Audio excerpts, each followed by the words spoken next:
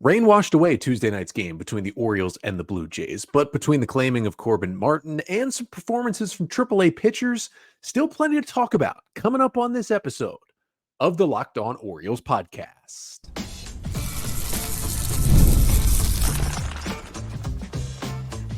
You are Locked On Orioles, your daily Baltimore Orioles podcast.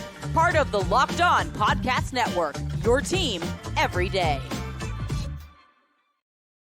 Orioles fans, today is Wednesday, May 15th, 2024, and welcome back into the Locked On Orioles podcast, part of the Locked On Podcast Network, your team every day. As always, I'm your host, Connor Newcomb, and coming up on today's episode, we are going to look at the newest Oriole, give you the scouting report on right-handed pitcher Corbin Martin, who the Orioles claimed off waivers from the Brewers on Monday and then did immediately send down to Triple-A Norfolk. And speaking of pitchers in Triple-A Norfolk, we know the Orioles at some point this year are going to need to add some arms to be a true World Series favorite. And you think, well, they'll probably do it at the trade deadline, but there could also be some internal options, both in the rotation and in the bullpen currently sitting in Triple-A Norfolk. We'll break down the performance of those options so far this year.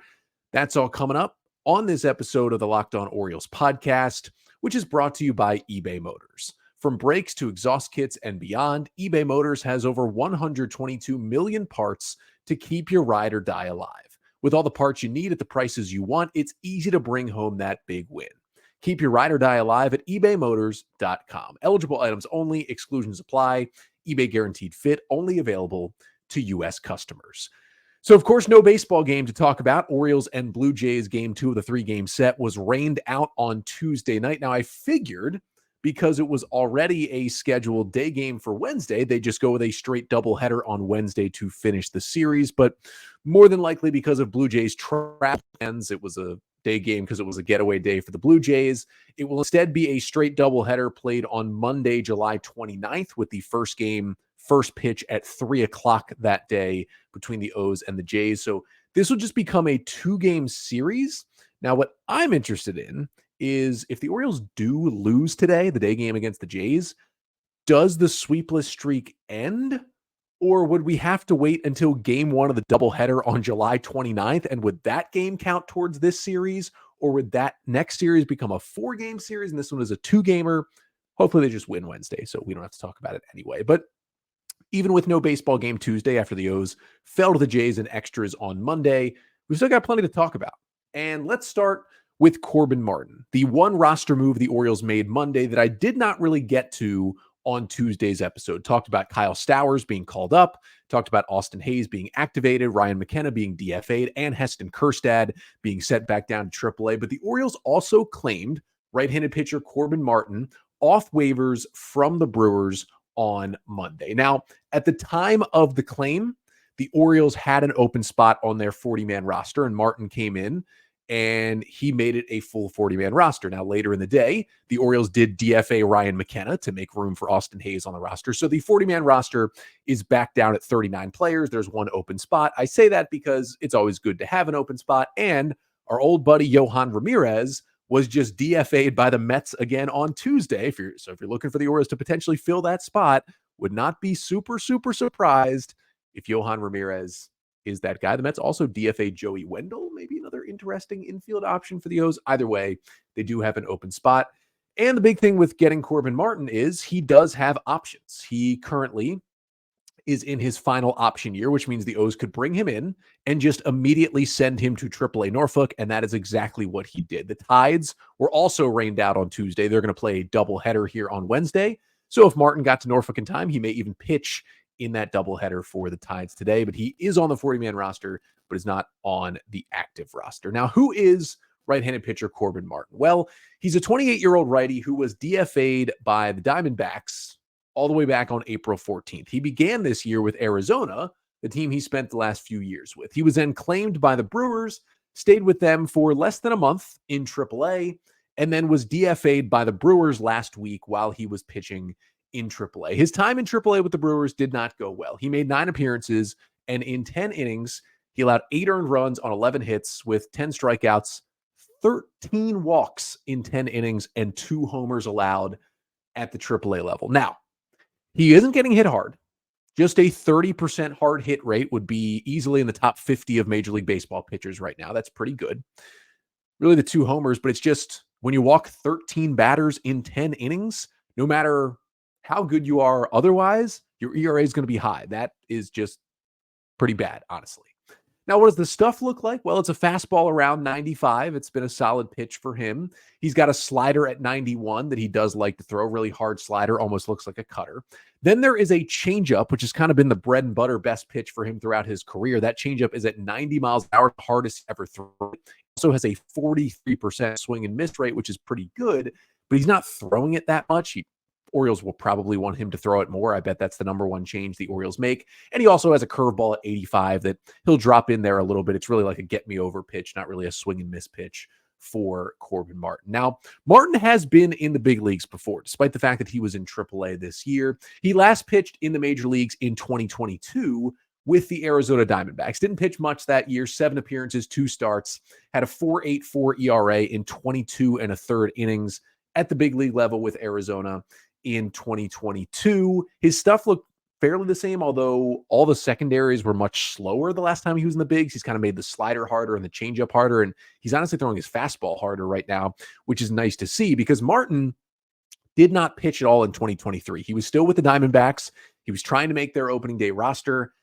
And then he got a shoulder injury. It was a tear in his lat tendon, which was under his right throwing shoulder. He ended up getting surgery, which knocked him out for the entirety of the 2023 season. Now, who knows if he could have been a piece of the Diamondbacks' run to the World Series? We would not have known. But he came back from the injury healthy this year, didn't make the team out of spring training, went to Triple-A, and then was eventually DFA'd off the 40-man roster. Now, Martin has a little more experience in the big leagues than just 2022. He spent a stint there in 2019, in 21, and in 2022 with both the Astros and the Diamondbacks. Overall in the big league, 17 appearances, 10 starts in 57 2/3 innings total for Martin. 19% strikeout rate, 14% walk rate. Not a great ERA. It hasn't been an amazing stretch for Corbin Martin. Now, his major league debut was really, really good. He made it with the Houston Astros in 2019, the year that the Astros went on to lose in the World Series to the Nationals. Now, he was not on their postseason roster and didn't pitch a whole lot that year, but was in the Astros rotation that season for a little bit, was one of their top pitching prospects when they called him up in 2019. He had this awesome first start. It was like 9 strikeouts in 5 innings, looked really good, and then just kind of tapered off after that, was sent back to Triple-A, and was then traded. He was at the trade deadline, dealt to the Diamondbacks along with 3 other top prospects in the deal that sent Zach Greinke over to the Astros to help them get back to the World Series. Now, shortly after getting traded, and I believe this was one of the reasons that the Astros were willing to include Martin in the deal to get Greinke, is because I think they knew he was injured already. It's kind of similar to what happened with the Seth Johnson trade with the Orioles getting him a few years ago. The only reason they got him because they knew he was hurt. Shortly after the trade deadline, shortly after that trade, Martin underwent Tommy John surgery, missed the rest of 2019, missed the entirety of 2020. Although there wasn't a minor league season, he could have easily been a major league pitcher had he been healthy for the Diamondbacks, but missed that whole year and then returned to the big leagues with the D-backs in 2021. Then, of course, got that lat tendon surgery in 2023. So it's been 2 somewhat major upper body / arm injuries for Martin, but he's still powering through. He's still throwing fairly hard. The walks, though, coming back from this injury, been a major issue this year. So you're hearing all of that, and you're asking, okay, why did the Orioles claim this guy on waivers? Well, number one, they had an open 40-man roster spot, and they saw something interesting. And because he's a guy who has options, you don't have to keep him on the big league roster. You claim him, you send him right to Triple-A, and you get to work on him. No harm at all picking up a player like that. Number two, his changeup is still really good. Now, he's only throwing it like 10 to 12% of the time so far this year in Triple-A. That's his best pitch, bar none. I think the Orioles love a good changeup. They improve guys' changeup. They teach guys changeups. They're going to make him throw that changeup more and more when he starts throwing in Triple-A and try and turn him into at least a viable reliever potentially at the big league level. And the last thing, and maybe the most pressing reason why the Orioles claimed Corbin Martin, like a lot of the players that the Orioles have acquired and claimed, especially throughout the early years of the Michael Elias tenure, but it's still happening, at least at this point when they're winning 100 games. He was a Michael Elias draft pick. Yeah, I mentioned the Astros. That was who he was selected by. 2nd round pick by the Astros in 2017 out of Texas A&M. Was like a top 2 pitching prospect, top 3 pitching prospect in the Astros system in 2017, 18, and 19 before he made his big league debut. And injuries really took him out. He had some definite prospect promise. He was a top 100 prospect in baseball in that 2019 season before he was called up. So he's got the goods still, and the stuff still seems to be there. He needs to pull together the command, but I think the Orioles like the changeup enough to end up bringing him in. If Corbin Martin never pitches for the Orioles, if he gets DFA'd again later this season and ends up with another organization, would not be surprised in the slightest, but he's an Elias guy. They like something. They had an open roster spot. They can send it to AAA. No harm, no foul in bringing him in and seeing if you can fix him enough to get him back to what he was kind of early in his career when he had a lot of promise as a pitching prospect. But you never know. If the Orioles do fix something with Corbin Martin, he could potentially be a guy who helped the O's bullpen. I mean, you see right here, if you're watching on the Locked On Orioles YouTube page, pitch breakdown for Corbin Martin, courtesy of Baseball Savant. It's just been a lot of fastballs up, and then it's been curveballs and sliders he's tried to get down, but as you can see, he's left a lot of stuff up and out of the zone. That's been kind of the command issues for Corbin Martin, but maybe the O's can fix him, and maybe, just maybe, they can turn him into at least a guy who can be an up-down reliever and help the Orioles at some point in 2024. Could certainly be the case. We've seen the Orioles do it with plenty of other pitchers under the Mike Elias regime. But that's the other question I wanted to kind of answer on today's episode. Corbin Martin joins a long list of guys currently in AAA Norfolk with the Tides on the pitching staff who could help the Orioles this year because they're going to need some pitching reinforcements at some point. And they should look outside the org. They should try to make a deal or two at the deadline, get a high leverage reliever, maybe even add another starter. But there's also going to be guys already here who are going to help them. So coming up next, I'm going to take a look at those guys, beginning with the starting pitching options in Norfolk, how they're doing so far this year, and when they could come up and help the O's at the major league level. But first, this episode of the Locked On Orioles podcast is brought to you by eBay Motors. Passion, drive, and patience. It's the formula for winning championships, and it's also what keeps your ride or die alive. eBay Motors has everything you need to maintain your vehicle and level it up to peak performance. Superchargers, roof racks, exhaust kits, LED headlights, and more. Whether you're into speed, power, or style, eBay Motors has you covered. With over 122 million parts for your number one ride or die, you'll always find exactly what you're looking for. And with eBay Guaranteed Fit, your part is guaranteed to fit your ride every time or your money back. Because with eBay Motors, you're burning rubber and not cash. So with all the parts you need at the prices you want, it's easy to make your car the MVP and bring home huge wins. Keep your ride or die alive at ebaymotors.com. Eligible items only, exclusions apply. eBay Guaranteed Fit, only available to U.S. customers.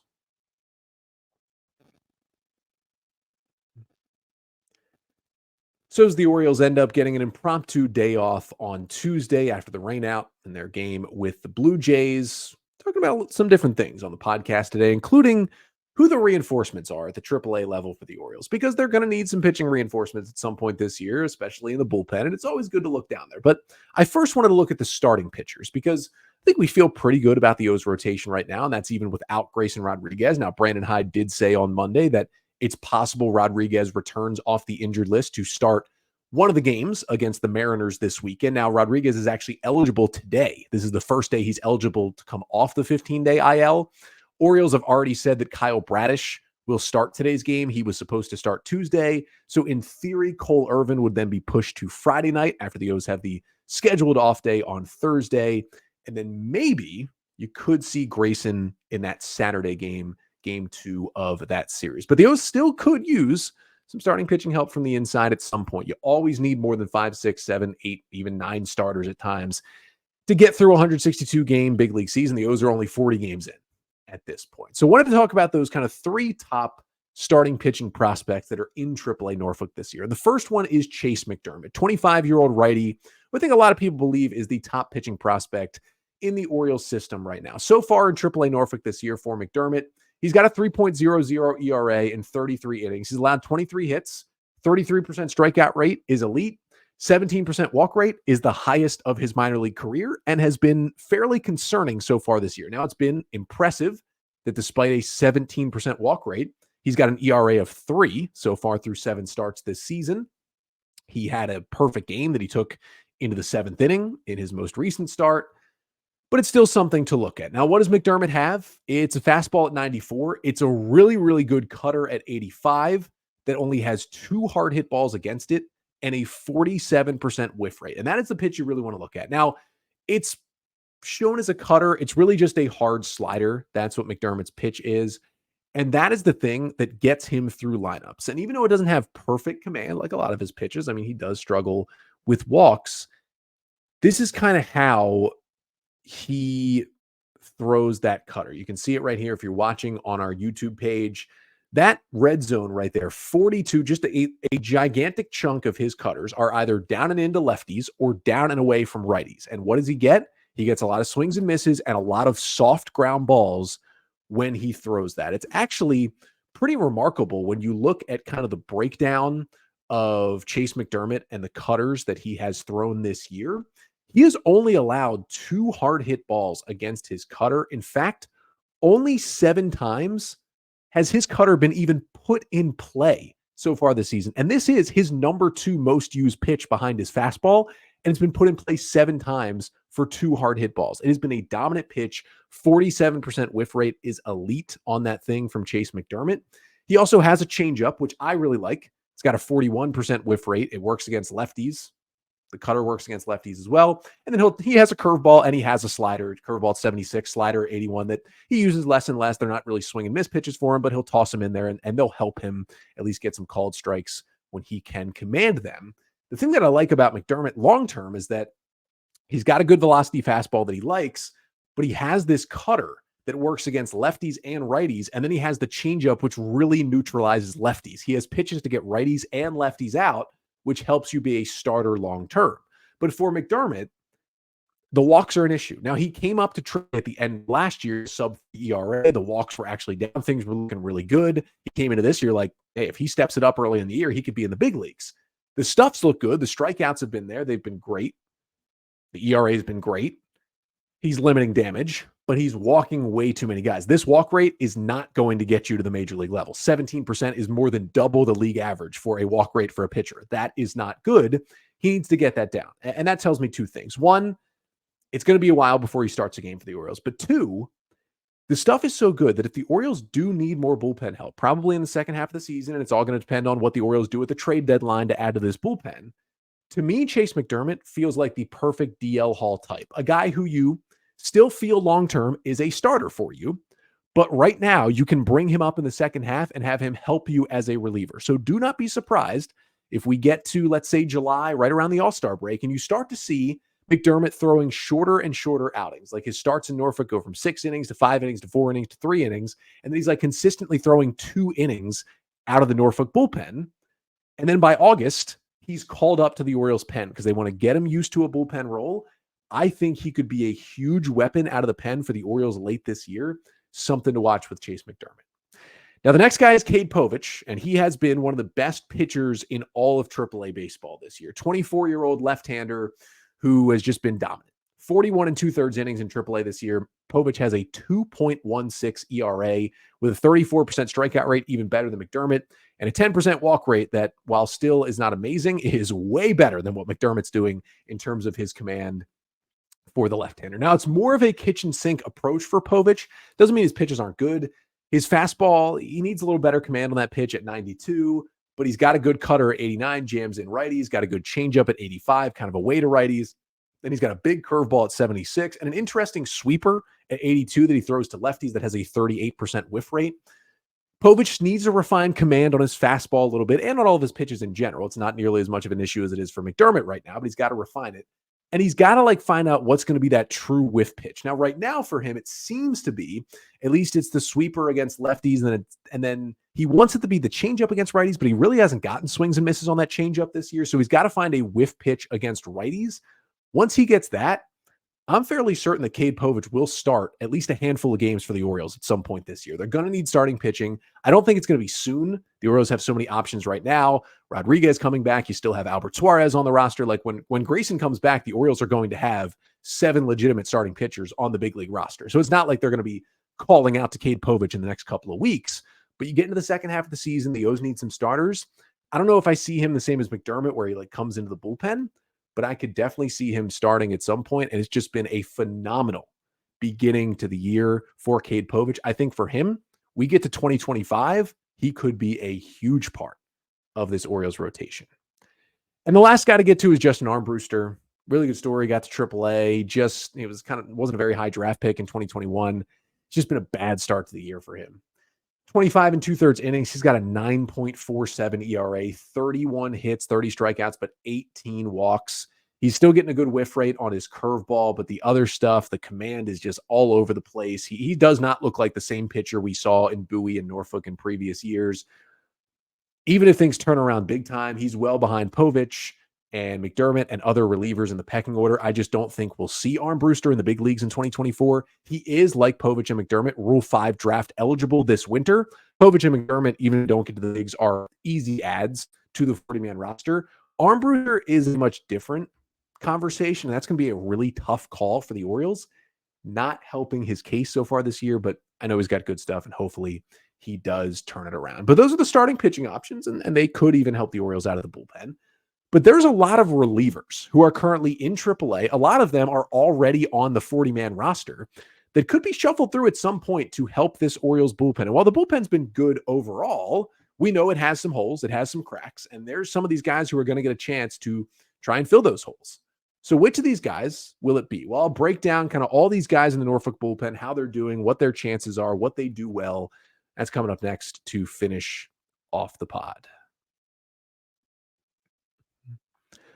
But first, this episode of the Locked On Orioles podcast is also brought to you by Prize Picks. This is the most exciting way to play daily fantasy sports. You just go on Prize Picks, download the app, open the app, and essentially just pick more or less. That is all you need to do. So let's say it's the Orioles game today and Kyle Bradish, and it says more or less 6.5 strikeouts. And you think Bradish is going to have a big game? You just pick more. Say he strikes out 10 Blue Jays, you win money. It might be the easiest way to play fantasy sports. And it's so fun, and you can do the entries in like 60 seconds. And it's not just baseball. They've got the NBA playoffs on there. You can win up to 100 times your money with the NBA playoffs as well, just picking more or less on anyone's stat line. It is truly that simple. So just download the app today, use code LOCKEDONMLB, and get a first deposit match up to $100. Again, download the Prize Picks app today and use code LOCKEDONMLB for a first deposit match up to $100 at Prize Picks. Pick more, pick less. It's that easy.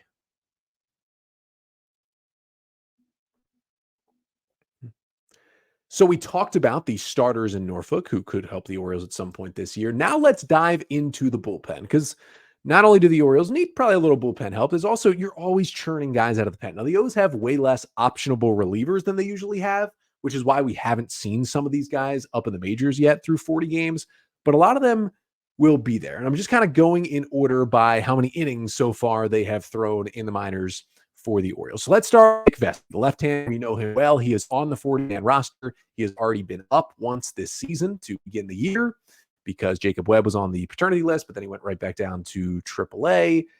Nick Vespi, it's his final option year. He hasn't been as much of an up-down guy so far, but he will be whenever he gets here. But he's just been really good, again, in AAA. 19 1/3 innings, 3.26 ERA, 29% strikeout rate, 11% walk rate, only a 26% hard hit rate. That is like elite. Nobody is squaring him up. And he's been working longer outings. You will consistently see Vespi go 2 to 3 innings out of the Norfolk bullpen, which is something he started doing last year, both in Norfolk and in Baltimore a little bit when he was up here. I think that makes him even more versatile and gives him a better chance to get back to the big leagues. Because if you can call him up and know he can give you length out of the pen and not just one inning, that's so much more valuable. Vespi will be back. He's also got a 53% whiff rate on his slider in AAA. Like, we all know it. Nick Vespi is just kind of a quad A pitcher. He is too good for AAA, but he just hasn't gotten over the hump as a big leaguer. He'll get a chance again at some point this year. Tucker Davidson came into Baltimore this offseason, was on the 40-man roster briefly, no longer is. Does have a 2.95 ERA in 18 innings out of the Norfolk bullpen. Hasn't been hit very hard, kind of similar to Vespi, but he's walking a lot of batters. 16% walk rate is not good from Davidson. He's been throwing mostly sliders with good command. His splitter looks really good. That's the pitch when they brought him in from Kansas City. I said, whoa, this is why the Orioles are picking up this guy with a terrible ERA like Tucker Davidson. That splitter from the lefty is ridiculous. He's only thrown it 10% of the time. It's been great when he's thrown it, but he's not thrown it enough. I hope he does more. The issue with Davidson, and this was an issue in the big leagues last year with, the Angels and the Royals and the Braves, he's got no fastball command. Like, he throws more sliders than anything else. He throws other pitches. He can't command that fastball. He doesn't throw it super hard either. That is always going to make it tough for him to get back to the big leagues. Jonathan Heasley is down there as well, the right-hander who we saw briefly for a couple of outings with the Orioles earlier this year, also came over from the Royals this offseason, and he's been good in Triple-A. 13 innings, 1 run on 7 hits, 11 Ks, and 3 walks. Fastball at 93, got that good sweeper, but the fastball with a 34% whiff rate, that is the best swing and miss rate of any fastball in the Norfolk Tides bullpen so far this year. Something to watch for Heasley.